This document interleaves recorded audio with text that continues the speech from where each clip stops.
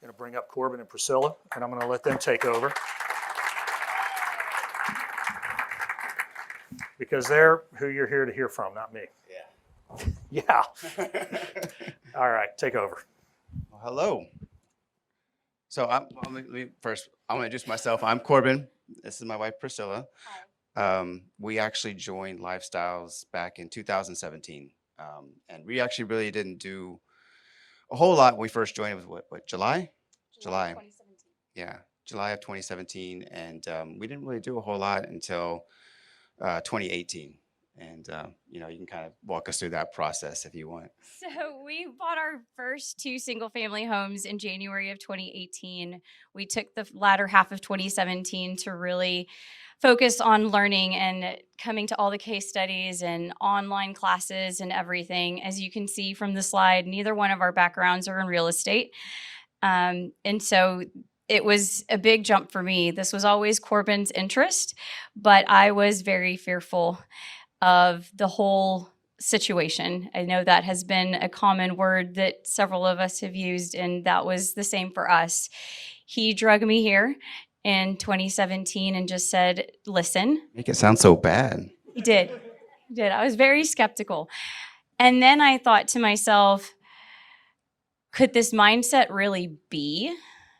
Because I got to hear everybody speak, and wouldn't that be wonderful to not have to fight traffic every single day or turn in a time card every other Friday or ask somebody that I need to take my child to the doctor? That was a completely different mindset that I couldn't even imagine, but would be wonderful. So we took the plunge, and as I said, in 2018, we bought our first 2 single-family homes. Our path was to go single family first. We bought 8 doors. It was 7 properties in 18 months. And then we set our sights on our first multifamily acquisition. Within the first 18 months, we did figure out our strengths as a team. Corbin is very analytical number-wise, and I was in the marketing and getting residents in and learning that aspect of it. So when we first found our acquisition, then it's in Galveston, Texas. We identified it in April of 2019 through Diana Mon, and we held on until we closed February 14th. It was our Valentine's present of 2020. Very romantic, right? Yeah. So let me interject. Diane, wave your hand back there. Everybody look. So just like we have single-family realtors that will help you find houses if that's the way that you choose to go, we have multifamily realtors as well. Were there 5 of you now? 5 just in Houston. I don't know how many in the other cities. But they will help you as a first-timer identify the size of property you need, the type of property, the location, all those sorts of things, and help you get through the process. So go ahead. So we'll go more into this, but we'll talk about their deal, but kind of our background, as she's mentioned before. I'm an engineer. I don't really design anything. I'm more in sales, and Priscilla is in the DNA analysis side and the forensic side of the business world. But with our deals that we have now, with our single family homes, with our apartment complexes, Priscilla is able to move to a part-time contract type role now. So it's a positive for us. We're moving in the right direction for sure. So. But this is a typical story. Some people come in, they start at the single family level, and then they move up from there. Some people come straight into multifamily. So it just depends on what you want to do, and we'll help you analyze that and talk you through that process and that decision as well. All right. Anything else you want to talk about on your backgrounds? You're good? All right. Okay. Do you want to? I guess I touched on this already a little bit of what brought us to Lifestyles, but you're looking at them, really. I wanted more time with our 2 little ones. In 2017 was when our daughter was born, so I was really feeling the impact of having my full-time career. I actually didn't get to see them in the mornings except for on the weekends because I was working so long, and then I started sacrificing pickups for later at work just to get everything done. So by the time we were ready to start really getting into the investment side and going into single families at the beginning, we were ready to jump in and go full force. It was time to make a change. So we did. We dove right in. Yeah, we were in that rut. You get up, you get the kids ready, put them into school, and go to work for 8-10 hours a day, and then come home, get dinner ready, have a little bit of time to play with your kids, go to bed, and do it all over again. So that was something that really drove us to find out where we're going to go next. The other thing was I worked at a very nice engineering job, and we had a coworker that was a sales engineer making very good money, and she was able to quit. And one day I asked her, why are you quitting? A very nice job, very high-paying job, and she said, well, I'm doing real estate. And I was like, well, who is it? What are you doing it with? She's like, well, Lifestyles, and I don't necessarily have to get another job anymore. So that's when I came home and I talked to Priscilla, and I was like, okay, we need to go check this out. I'd heard of Lifestyles before. I was very skeptical. I was doing my research, and I was like, well, at least need to go check it out. So, and we did, and here we are talking to you guys. I will tell you, I find the radio show first. And if you ever listen to it, you'll hear Dell say over and over again, every commercial break, it's not about the money, it's about the lifestyle. Well, that's what brought them into here.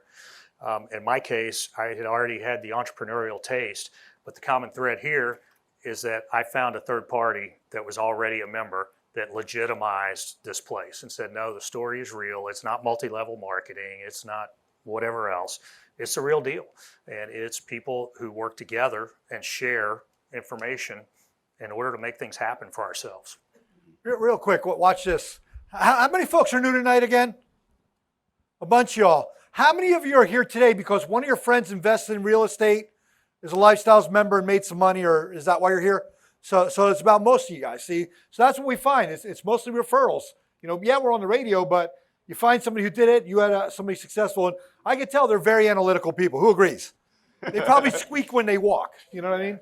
A little bit. I listen That's to the the Aggie in radio me. show a lot in my car during the day, but the second guy from the back on the banner back there was the common thread that a friend of mine knew, and when he introduced me to him, I already knew the name because of the awards that he had won and the things that he had done here, and I went, okay, that legitimized it for me. So if you've got any questions about that, about is this multi-level marketing, whatever, bring it on, because I've been through that before myself. All right, so let's talk about the investment here. Okay, so this one it's actually a portfolio. There's 3 different buildings. So they're built in 69, 71, and 83. So 3 buildings, 2 had 6 units each, and 1 has 8 units. And as Priscilla said earlier, we purchased it February 14th, 2020, so Valentine's Day of 2020, literally right before COVID. So, the purchase price, $1.125 million, about $56,000 a door. The cash out of pocket, which we syndicated. This was not an IRO deal. This is actually our first lead deal. And we syndicated the $450,000, which was basically our down payment with some leftover reserve funds for us. And then with the initial financing of just under $1 million. Hold up a second. You put up $450,000 of your own money? No, sir. It was a lead deal. So we had so investors. So remember, there's new people listening tonight. How many investors did you have in this deal? This deal, we had 12 total investors, 13 including us. Okay, so 13 people. What was your lowest investor? Lowest investor, we actually had one that was at $7,500. Wow. See, so now that's not typical, guys. Typically, it's at least $25,000. But do you see how regular folks can do this? I just want to make sure you know it. Were all your investors here in Houston, or are they from all over the place? All over. Like, could you name any out of state? We had one, I believe, that was in Georgia. Okay, so I just want people to know that are listening, it doesn't matter where you're at. Even though this is a Houston case study night, you can invest from anywhere. I just want people to know that. Yeah, and so we have a platform that Lifestyles has developed now that we call Podium. And it is an online networking link that allows people in Georgia, people in Guam that are members, to link back to deals not only that are being done here in Houston, Dallas, we have deals being done in Florida, Atlanta, Phoenix, all over the place now. And this is what brings us all together online so that we can invest in all these different deals. So again, the initial financing was 5.25%. Ridiculous interest rate. How'd you make any money with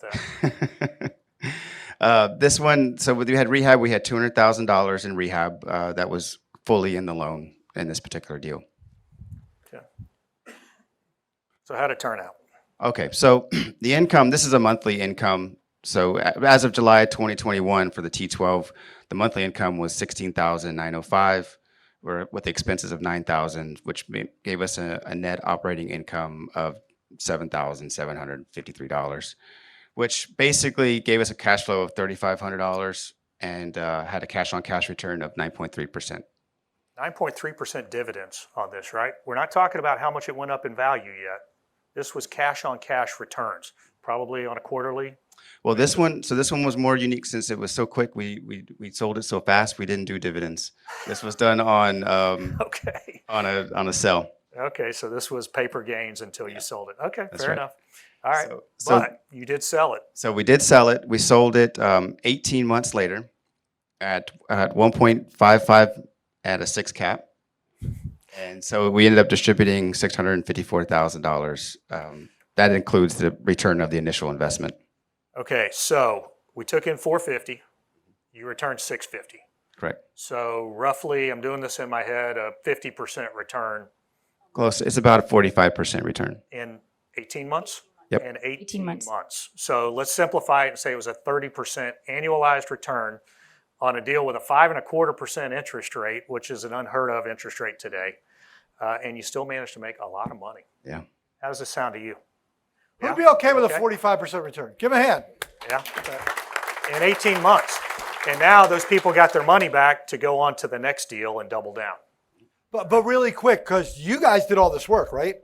We did all. Yeah. Okay, and Managed you had those 13, 14 people in that deal.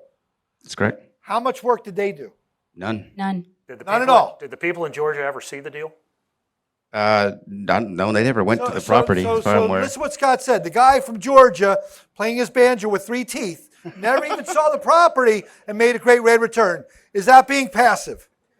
So that's what I just want you to know. So even Aggies can do this, okay?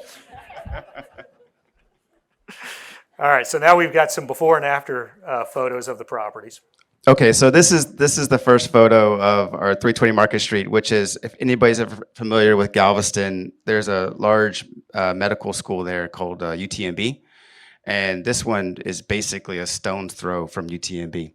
Okay. And so this is the before and after. You can see it's had a nice new fresh paint job. We put a new roof on it. We actually did multiple interior upgrades. If not, we only a few that we didn't do by the time we sold, right? I believe 6 out of the 8 were renovated. Right. And you'll see the pictures of the interiors before and after on the next one. So, so the picture on the left where you can see the bathroom, well, that one actually is a reason for the new roof. We actually had a big storm one day, and this is the first floor, so the water leaked all the way down the side and caved in the ceiling. Luckily, nobody was there, nobody was hurt, but you can see that the ceiling caved in there. And then that's the other picture is the before of the interiors. So, They were very dated. The owner that we purchased this from was out of state. So his motto was keep rents low and make sure I have somebody to go fix anything that's needed. But he did not raise rents, nor did he do any interior upgrades. So we saw that as a big opportunity when we were looking at this property. And do we know what state the owner was from? he California. That's what I thought. That is one of our favorite phrases around here. California owners think that, if you bought it for what, $56 a door from him? I don't know what he paid for it, but it was dirt cheap compared to California. So he thought, this can't lose money. I don't need to put any money into it. It'll just sit there and make money. Those are exactly the deals that we look for. Out-of-state money is beautiful. And so you threw in some flooring. This looks like a Home Depot all-in-one kit or something for the Yeah. bathroom vanity there. Nothing complex here. nothing And difficult. you put restoration hardware gray baseboards on it. Yep, the vinyl plank flooring. We didn't really do a whole lot of interior painting because it didn't need it. We did some highlights, as you can see in the bottom, the baseboards and everything there, that we painted it Accent. gray. We did the doors gray.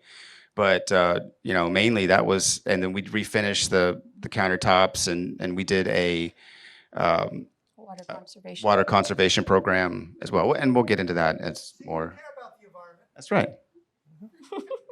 Democrat. All right, so next place in the portfolio. Okay, so this is the other building. You'll notice the next two pictures, they're basically the same exact building, but in just two different locations. So you can see the before and afters. Avenue K was situated in the close to the historic area of Galveston. It was right on the cusp on the outside. It had a small school not too far from it. It was tucked away, which was nice. The residents there had all been there, and they are still there, actually. Our oldest resident moved in 1975. 1975. Still have the old shag carpet. And Miss Eula May. And Eula May. Wow. she's fine. They loved the exterior rehab that we did. We gave it new life, but we really didn't go into the interiors and do too many upgrades. All of them were older. So for my end in operating this property, it was a little bit different. Whereas you're trying to get paperless, especially during COVID, you're trying to go as contactless as possible. Upgrade them to a little bit of new features. We were the opposite. We actually had to change out to older thermostats so that they could use them. Buttons were too difficult. We had to figure out a way that they could go somewhere and pay because none of them had computers. So this was something a little bit different that we had to deal with, and it was a good experience. Let me ask you a question, because I have my own two stories that I can think of to go with this. Your 40-year resident, what did you do with her rent after you did these improvements? Well, so we have to start with COVID, right? Because COVID hit a couple of weeks after we purchased this property, which Corbin had just resigned and taken a sales job so that he could have more time to manage the property. I had literally just resigned from my full-time job, and then COVID hit. We stopped and we did nothing for the first almost 6 months. Everybody was on a month-to-month lease because he had no current leases. So they were month to month, and we kept with that. We did not start the external rehab until almost 6 months after purchase, so in July. And then it was completed towards the end of September. At that point, we started raising rents incrementally per month, and she took the $200 rent increase, as everybody did. So, She was actually our highest increase. She was paying, I think, $550 a month, and I think it was even more than 200. It was like 400. Oh, it might have been, yeah. so I have two stories that go with this. One jives with theirs, and this was, I have a place that's near NASA. I have a woman that was living there since the place was built in 1965. It was built in two phases. When they built the second phase in 69, she upgraded to the other one. She lived in that apartment until she passed away last year. And when we bought it and we did all the improvements, we took her rent up and she paid. I have another deal that I bought, and the woman in number 18, I don't remember her name, but she explained to me as we were walking units, which I didn't go into this, but when you go in to buy one of these deals, a consultant, a mentor, the realtor will go on the day that you're walking all these units, that you're doing the lease audit, and we will walk you through this process and we will do it with you, okay? So I was walking units on one that I was buying, and number 18, whatever this old lady's name was, explained to me, and this was on Brays Bayou in Meyerland. Anybody local know what happens on Brays Bayou in Meyerland? The person I bought it from was paying $25,000 a year in flood insurance on these 80 units, $300 a door roughly, okay? And as I was talking to number 18 and occupying her while they were exploring under her cabinets and all the nooks and crannies that we look into, I looked around and I realized she had antiques. The place was in good shape. The carpet was obviously original. And I said, this doesn't look like they did anything to it after it flooded. And I don't remember if it was the Tax Day flood, the Memorial Day flood, the 4th of July flood, whatever flood it was that happened in Meyerland in 2015. But that's when I was buying this property. And she said, oh, this place doesn't flood. It never floods. It didn't flood in Allison. How long ago was Allison? Yeah. And all of a sudden, my ears perked up. And I went, wait a minute, what are you talking about? She said, it comes over the bayou right there, and it goes down the street, and it floods all those houses out back there. But this place never floods. I went back and did what we call elevation certificates. It proved that it was high enough that it didn't need to be in the flood zone, although it was. My flood insurance went from $25,000 to $3,000 for the whole property that day. Now, if you're not initiated into the program yet, $22,000 worth of net operating income drove a lot of value that day. I made about $250,000 talking to that lady right then when all this happened. Now, my vice president of operations, who's sitting right over here, wanted to raise rents on this woman every time her lease came up, and I refused to let it for the 3 years that we owned that property. That is the Democrat in my Rockefeller Democrat, and I will admit it. So it goes both ways. I made $250,000 off that lady. Okay, sorry to interrupt. Where were we? You want to do that? This is Avenue S, which is the sister property to K. It looks very similar. It just has a little bit more, it's easier to access from the street. It's about 2 blocks from the boardwalk area. So it had a great location. Everybody here as well were inherited residents, and they all stayed as well this whole time. Yeah, we were pretty lucky. There was a lot of good residents here, a lot of long-term residents. When we started doing our new leases and everything like that, I think we only lost 1 resident at the time when we did the new contracts out. But then, it was pretty easy to find somebody to move in right away, almost. So in these 2, K and S, in the period of time that we had it, everybody re-upped and renewed because I think a lot of them already knew that they were well under market value on the rents. So we were able to make that increase. And we actually encouraged somebody else to go look around. They was like, why are we having such a high increase? It's like, be our guest, do some research because we've already looked around. We know what the rents are going to be like. We know that our competition is easily in the $1,000 a month, $1,200 a month. So be happy to go look around, and then they came back to us and signed a lease. For 900. And if you notice off the pictures that we've shown, they developed a formula. I see the same colors over and over again.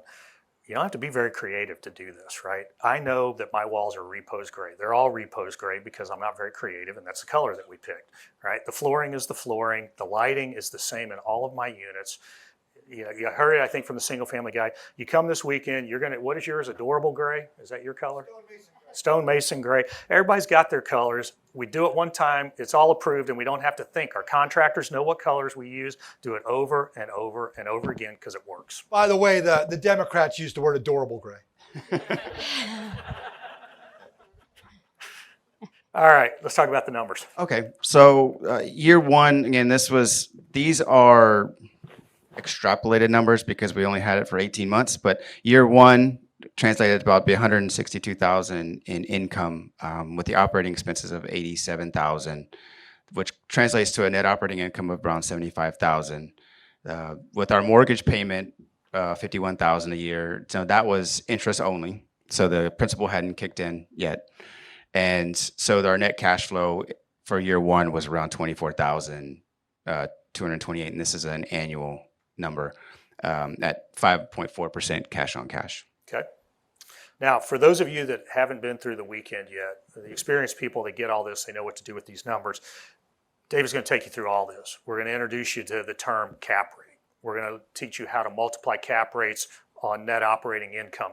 But everything is pretty basic. It's about increasing the rental rates, the income, and decreasing the expenses because we go in, we fix everything up front. You probably heard this in the single family, so that we reduce any problems down the road and drive the net operating income, which is what these are based off of to determine the sale price when we trade them. Okay, let's talk about year 2. Okay, so year 2, we already talked about the rent increase, so you can see the difference between the 162 and the 202. Now the operating expenses actually increased, and the reason for that is we switched the apartment over to all bills paid. So we assumed the water, we assumed the trash, we assumed everything, we assumed the electrical. So that is the reason for the operating expenses. And the reason we did that is because we instituted a water conservation program. So we went in, we did the aerators, we did the toilets, we did all new ACs, we did LEDs and everything to reduce that cost. Yeah, so look, there's a couple of plays in our playbook, right? And one of them is to switch everything to all bills paid. So if we're going to do all these things, LED lighting, water conservation, that brings money to the bottom line, that increases our income effectively, then why do we need to share that with the residents? I like them, but the bottom line is if I can drive up my expenses by taking control of the bills and then reducing the bills, but the tenant is still used to paying $50 a month for their water. I just reduced it to $25. That comes to me or my investors and my partners in the deal. Yeah, and it's also a great selling point for anybody new moving in that they don't have to pay a water deposit. Some people really like that story. They don't like electric deposits, they don't like water deposits, and they like knowing that their rent is $800 a month. No matter if it's August, when the AC bill should be going up, or if it's in, this time of year, January, when the AC bill goes down. They like knowing a fixed rate. I found this very effective. I've done it on 3 or 4 of my deals as well. Yeah, and it made it easier to justify the rent increase too, because we were saying we were giving you a flat fee for the utilities, and this is what it's going to be. So a lot of them took that on because they knew they were getting all the new services there. Okay. So if you just take out, so that means that translates to a net operating income of $93,036. Take out the same $51,000 for the mortgage interest, and then the cash flow went from $24,000 to $42,000 with a 9.3% cash return. All right, excellent. So almost doubled the cash on cash year to year. But you didn't keep it for 2 full years. We didn't. This is annualized. All right. So let's talk about that now. Okay, so again, when we first purchased it, the NOI was $67,500. Obviously we talked about year 1 and year 2. So the property value went from $1.1 million to $1.2 million in year 1 to $1.55 at the time that we sold the property. So the return of capital, investor capital, was the $450,000 that we originally raised.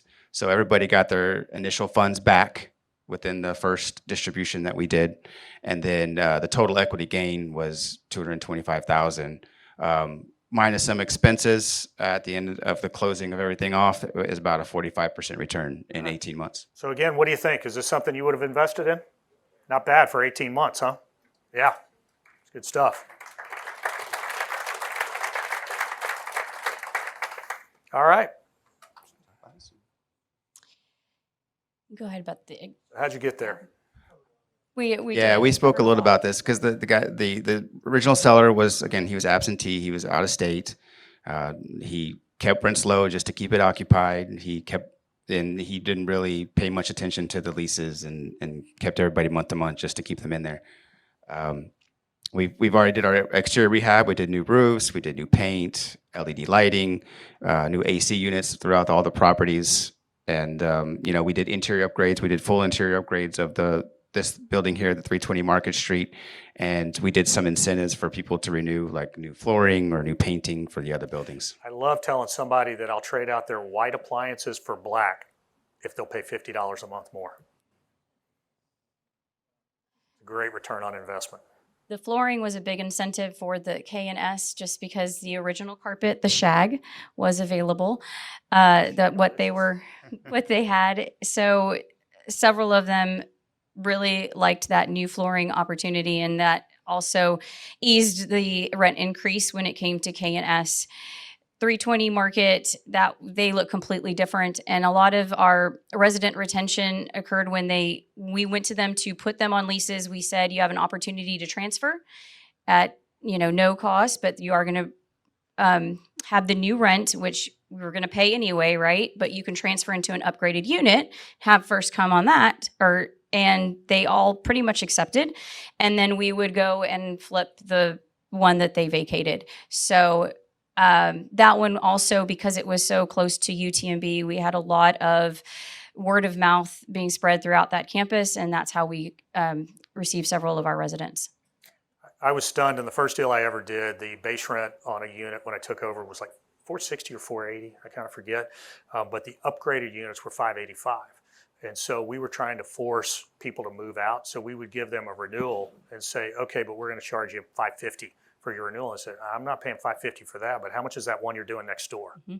Just like we do in the neighborhoods that we live in, where they went and walked the units we were working on, and they said, I want what's going on over there, and they had the money to pay for it. And so it became a natural upgrade strategy. I felt like we were playing Tetris a lot, because one unit be upgraded, and somebody's like, I want that unit, and then they would move into that one, and we'd upgrade this one, and somebody was like, I want that one, so we'd move them over, and until we did most of them. You got to be careful when you talk about Tetris. It's a Russian game, Russian collusion. You're dealing with that. All right, so let's talk about lifestyles and the change. Our lifestyle has really completely changed from 2018 when we first bought our first single family home. Our day-to-day routine is not a routine anymore. I take my children to school. I get to volunteer at our church. I am probably, if not more busy than I was going to my job, but it's on my time. And so that has been huge, huge for us. I would never have imagined it, but it's been amazing. Yeah, she said it. I mean, it's a complete life change. We talked about the rut earlier. It's gotten us out of that rut, and we are able to spend more time, together first off, and then because we're doing the business together, and then also with our children more than we had before. So it's not about the money, it's about the lifestyle. But the fourth bullet on the slide is the money, building wealth. opportunity to build wealth for sure. Okay, so where are we going from here? Okay, well, the deal that we talked about today, that was our first lead deal. So we are on our second lead deal currently, and hopefully in the short term, we would like to start our third lead deal. And then with that third lead deal, we're hoping that Priscilla would be able to fully retire. Right now, she's doing part-time at the moment. So Really quick, you made this property beautiful. It's cash flowing, it's doing great. What kind of person bought this off of you? it was actually another Lifestyles member. So isn't that kind of cool? Who would like to, let's say you never did it before, you joined Lifestyles, you go, I don't want to do any heavy lifting. They put in brand new everything, they put a new roof. Who'd like to buy a deal just makes a great rate of return?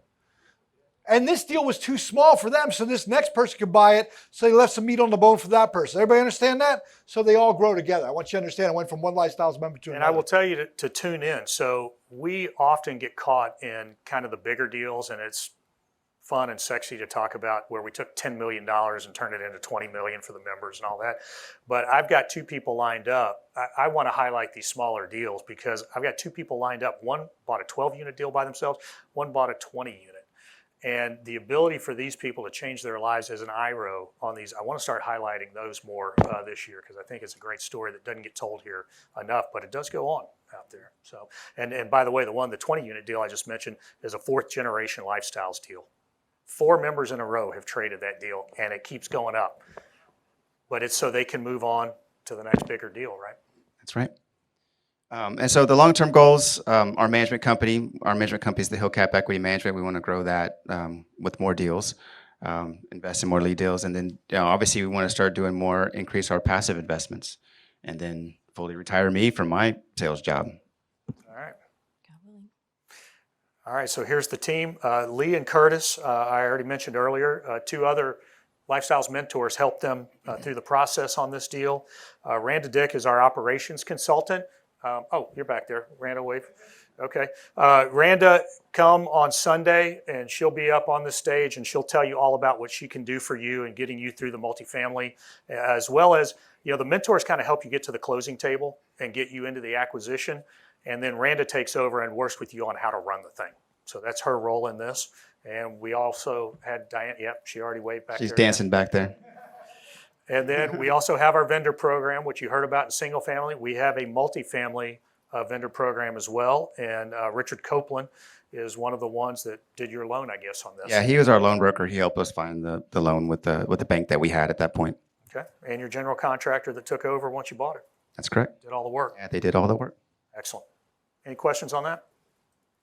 All right. Was the reason you sold it just to go on bigger deals? Well, Yeah. So Was the question, reason you sold it just to go and pursue bigger deals? that wasn't all the reason. It was part of it. We definitely want to pursue bigger deals, but we also realized that this small deal, when you have smaller deals, there's a lot of work that's involved with just us two. So we wanted to get to the point where we can have a large enough deal that we can have a staff that can support us going forward. Yeah, so there's a couple of dynamics inside of the answer to your question, and that is when Lifestyles members start to be leads, we actually have rules in place that control how much they can make off their investor money on the first deal and how much they have to invest of their own money. And as you get bigger and bigger, if you're trying to retire, you can make more and more money off of your deals once you've proven you know what you can do. When I started doing it in when did I start this? 2008. We got paid zero in lead compensation on our first deal. We had to prove we knew what we were doing. Now we let them take 5% of the profit. Pretty fair split, right? Second deal, they get to take 10%. So we can get into all that later. The other thing is when you're doing 10 units, 20 units, whatever we're talking about here, you don't have a maintenance man and a manager on site. You get into 50, 60, 80, 100 units. Now you have staff on site. And what you heard the single family person, I didn't catch his name, say was that he's got a group in place now. Okay, take a picture and let me see what kind of airplane just hit the roof. That's the way it starts to happen when you have the kind of units that I have. I have a VP of operations that handles a lot of the day-to-day problems. She has a right-hand person to handle problems for her, and then we have on-site managers that really are the front line in dealing with the residents, assistant managers, leasing agents, et cetera. So as they get bigger, yes, they will make more money, but you also buy back more of your time so that they can do the things that they talked about. Okay, I saw a question back here. Was it always in the plan to sell it that quickly? No, no. The deal just came out that we got a good opportunity, but it was the plan that it was going to be at least 2 years to either whether we were going to do a refinance or sell. So it wasn't too far off, but it went faster than we expected. Why is that? For 2 years? This is kind of a get in, get out type thing. Add the equity in, and then move on to the next one. So a lot of times when I see that 5.25%, I'm assuming this was a bank loan. And if they had gotten it to a certain level, they could have gone to a non-recourse loan, refinanced it, given some or all of the investor money back, and continued to have it. But instead, they decided, was there a vote or how did it? Yeah, we definitely had a vote for our investors. So the partners decided, it's in our best interest. Let's take the money off the table and we'll go reinvest in the next deal. Yeah, watch this. The guy said he was going to hold it for 2 years. Instead, 18 months in, he goes, who wants to make 45% right now? Raise your hand. All your hands went up. See, that's what happens. That's what happened. That's what happened. Yeah. Other questions? They're great questions, guys. How big is your second deal? Hang on just 1 second. Let's get that repeated. How big is your second deal? It's 60 units in Sealy. They make mattresses. By the way, I guess we didn't talk about it, but where do you guys live? What part of town? We're in Missouri City, which is just south of Houston. So they're in Missouri City. They were running 20 units in Galveston, and now you found something a little closer to home. Well, it's actually about an hour to Galveston and an hour to Sealy in the opposite okay. direction. Opposite So it's about the same. All right. Which is actually, the drive isn't too bad. And again, let's make sure the people know, how much work did your passive investors do? 0. I just want you all to know that Well, too. They did have to send a wire transfer. That's right. And on your 60 units, do you have maintenance and manager on We site? have an on-site manager, but we don't have a maintenance person. We don't have a full-time one quite yet. That's We're right. looking for Okay. one. So that Nobody knows anybody in starts to maintenance answer in the Sealy. question. Yeah, and a was lot of the asked. questions you guys are asked on Sunday, I'm going to cover what's called the economy of scale. 50 units, you get this. The rule of 100s, 200 units plus. We'll describe all that to you. We'll teach you out this weekend. But the leasing just growing consultant has that been huge. Having the leasing consultant now yeah. has been You're buying back more of your time. each time. Absolutely. huge. He's been great. Now, as a passive, it doesn't matter. I want them slaving away every single day, working there, making me money. Who's with me? But they want to grow, so they want to go bigger so they can do less time as well. And one of our partners is in the UK in our second deal. So wow. just to let you know of Podium linking us all. So they have somebody from the UK. Do they have all their teeth? Yes. As far as I know, I think they Maybe it's do. British. They're yellow and they're not in line, but they have them all. We counted. Question. All right. Were you guys passive investors before you started this, or did you Great question. jump right into trying to be an IRO or lead investor? That's a good question. No, we were not. We went to a lead, direct into the lead. And that depends on you. So like Scott said earlier, some people invest passively first, watch a lead, shadow, learn, then become a lead. Some people become a lead right away. It's up to you what you want to do. Okay, that's what I was going to ask. How do you do that if you've never done this before? How do you jump in and Well, you have this guy called a mentor. You sit down with him one-on-one. So look, I came in, my first acquisition was 262 units, $7.7 million. And I took 2.4 million of other people's money and mine and did that acquisition. But I had Emery Jacob, second banner from the back, plus David Fanton at the time, Lindsey Kroll were the mentors here, and they helped coach me through the whole thing. So if that's the Because way right you're going, now, John. I have the time, so that's why I'm asking. I would sit down and explore all your options. That's why you have to take full advantage of this entire program because they're willing to help. And that is the only way we got to this level and where we'll hopefully get to the next level. And I think a lot that's helped us is we also did single family first. And we were managing all those ourselves. We did the rehab on all those. And I don't remember the gentleman's name that said he was doing 2 at a time. We were doing 2 at a time at the same time. We were learning the draw process. We were learning all that. So some of it transfers over to the multifamily side as well. How much of Dealing your with personal residents. time did it take? It takes some time for sure because you have to set up a lot of things. You know, you have to have the management software Yeah, set I want up. everybody to understand. We say that a lead investor is a full-time job. Mhm. You know, or maybe if you do have a job, but you're a consultant, you have a lot of free time, that would be okay. But if you're a single person and you have a full-time job, it's not probably going to work out. There You're gonna have to are a figure it lot of people that have this story that they became members so that they could retire one of the 2 of them. But initially they started with jobs. They couldn't give up the W-2 until they figured this thing out. And there's some learning that goes in the beginning. You got to get your program and your model in place. You got to know that repose gray is your color so that you can paint 800 units that color. But the first I one. thought it was adorable gray, but No, I will say often your first deal is your worst deal because it's your first deal. And a lot of times, I don't care if it's a house, I don't care if it's 12 units, I've had to push people off cliffs. And I've had to say, look, damn it, this is a good deal. If you don't buy it, I will. Yep. And throw them. And, it works out fine. You learn to if you fly have on the the free way time, down. immerse yourself right now. Oh yeah, I'm ready to do something There right you now. go. So set up an appointment with your mentors, and they're not going to sugarcoat it with you. They're going to tell you what you need to hear, not what you want to hear. Always, they're going to be realistic. That's how these guys are. And that's why we started with our single families first. We still had full-time jobs. So we were driving on our lunches trying to stake out houses and rehab and all of that. But then when our first lead deal came along, this acquisition, we knew we had to adjust our lifestyle to be able to put in everything to managing this property. So that's why both of us took different career paths. So you notice this is what I promise everybody who comes to seminar. You'll all end up in rehab, and then eventually I'll ruin your career. Just don't tell your friends you're in rehab. Well, I've gone out and I've kind of made myself unemployable. So, I don't want to go back to work. Not for I anybody else. declared myself unemployable, and that's why I jumped off the cliff on my own. Nobody had to push me. Yeah, and I know your story. You're already putting the steps in, but you do need to sit down with a mentor. That's your next step. All right. Got one more over. Yeah, we still have, 7 single families, 8 doors? I think we're going to start So unloading. here's my long term. 2 years from now, do you still think you'll have that as you keep acquiring? I don't think so. So you see, they're going to let go of that, but they have after the growth right now. They're comfortable with that cash flow still. Yeah, you get used to, I don't know, what, $300-400 a door Yeah. coming in times 7. It's, $3,000 a month or something, maybe more that they're taking off that. It's kind of hard to give it up, especially once you got the system in place. You may have mentioned it before, but I mean, is this was this an off-market deal or was it through a broker?